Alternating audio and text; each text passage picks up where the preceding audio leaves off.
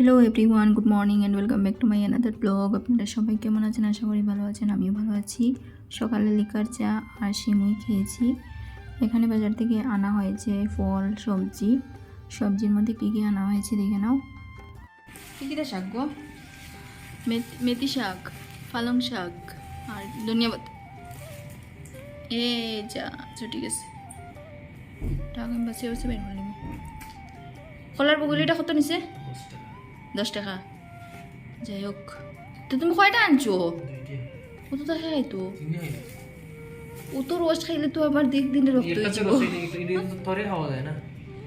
তরকারি তো খাওয়া যায়, তারা করতে দাঁড়িয়ে হাঁটতে লাগবো। আরো ফল আনছো নি তুমি?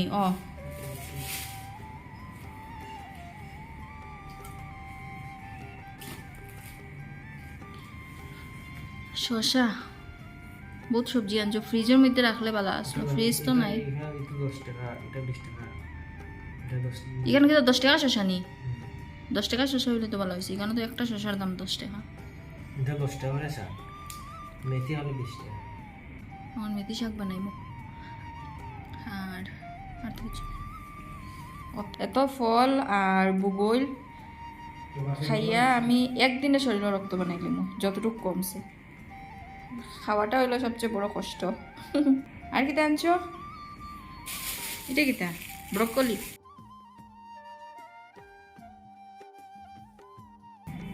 আর কিতা? সো গাইস, চলো দেখি এবার এই ক্যারি ব্যাগের মধ্যে কি আছে। সম্ভবত খাবার জিনিস। তো কি আছে চলো দেখি। এক হাত দিয়ে ক্যামেরা ধরেছি আর এক হাত দিয়ে খুলতে পারছি না।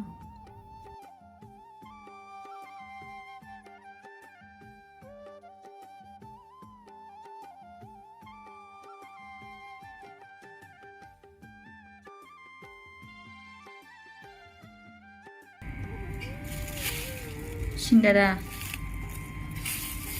আচ্ছা, মানে তোমরা খাইয়া আমার লাগে আনছো না কিতা? আমি ভাবছি দুইজনে মিলে এক লগে খাইব। মানে তুমি তোমারটা খাই দিছো, খাইয়া এরপরে আনছো। বুঝছে? আগে কিতা? দেখি দেখি শহর আমার কাপড় দিলাম, শহর কাপড় জুতাও দিতাম শহর। তো বন্ধুরা শুনতে পেলেন তো কি বললো?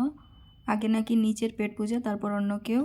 যাই হোক, আমার জন্য তো আনা হয়েছে একটা আর কি। তো চলো আমি এখন খেয়ে নিচ্ছি, খেয়ে তারপর রান্না করব। এখানে একটা চাটনি আছে, কি যেন পুদিনা পাতা নারিকেলের চাটনি।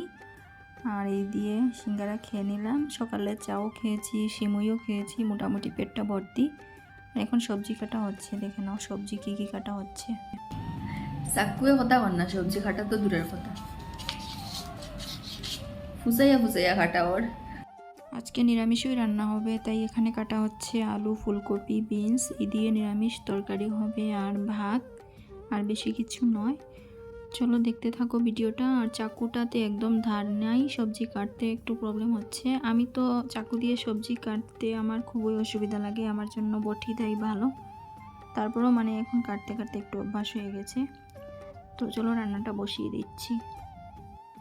রান্না শেষ হয়ে গেল, এদিকে অফিসের টাইমও হয়ে যাচ্ছিল, তাই ভাত দিয়ে দিলাম। এখানে নিরামিষ সবজি, ভাত আর রাত্রে ডাল বানিয়েছিলাম, কিছুটা রয়ে গিয়েছিল, তাই দিয়ে সকালের খাওয়া দাওয়া হয়ে গেছে। তারপর এখানে আমি কিছু বিটরুটস কেটে নিয়েছি, এগুলোর জুস বানিয়ে খেয়ে নেব। আর উনি এদিকে ভাত খাচ্ছেন, আমিও এখন একটু ভাত খেয়ে নেব, তারপর বিটরুটের জুস খাবো। ভাত খেয়ে দিয়ে তারপর চলে আসলাম বিটরুটের জুস বানানোর জন্য। সো বিটরুটটা আমার মিস্টার ভালো করে ধুয়ে তারপর কেটে দিয়েছেন। এখন আমি এর জুস বানিয়ে নিচ্ছি। এরকম গ্রাইন্ডারে বানাচ্ছি, কারণ আমার কাছে ওই জুস মেশিন নাই। তার জন্য এইভাবেই প্রথম গ্রাইন্ড করে নিব, তারপর ছাঁকনি দিয়ে ছেঁকে নিব। সো চলো দেখতে থাকো বন্ধুরা। আর এই যে নিয়ে নিয়েছি, এটা অনেকটাই কাজে লাগছে এখন আমার। এনেছিলাম মশলা করার জন্য, কিন্তু আমি এখন জুসও খেতে পারছি। একটু কষ্ট হচ্ছে, তাও কিন্তু খেতে পারছি আর কি। সো বন্ধুগণ, আমার ভিডিও ভালো লেগে থাকলে অবশ্যই আমার চ্যানেলকে সাবস্ক্রাইব করে দিবেন, লাইক, শেয়ার, কমেন্ট করতেও ভুলবেন না। আর ভিডিওটা স্কিপ না করে পুরো ভিডিওটা অবশ্যই দেখবেন। এখন পেস্ট করা হয়ে গেছে, আর এখন আমি ছাঁকনি দিয়ে ছেঁকে নেব। এই যে দেখতে পাচ্ছেন, এটা চায়ের ছাঁকনি, একটু ছোটো হয়ে গেছে, তারপরেও কাম চলে যাচ্ছে আর কি। তো এইভাবে আমি চামচ দিয়ে বের করে নিচ্ছি, ছেঁকে নিচ্ছি রসগুলো, আর তারপর আমি এটাকে খেয়ে নেব। এই যে ছাকা হয়ে গেল আর এতটুকু বেরিয়েছে, দেখে নাও।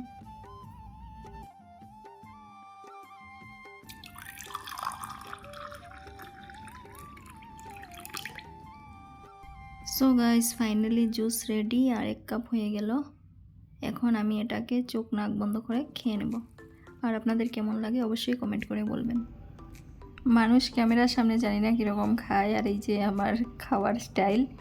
আর দেখো পুরা ঠোঁট লাল হয়ে গেছে।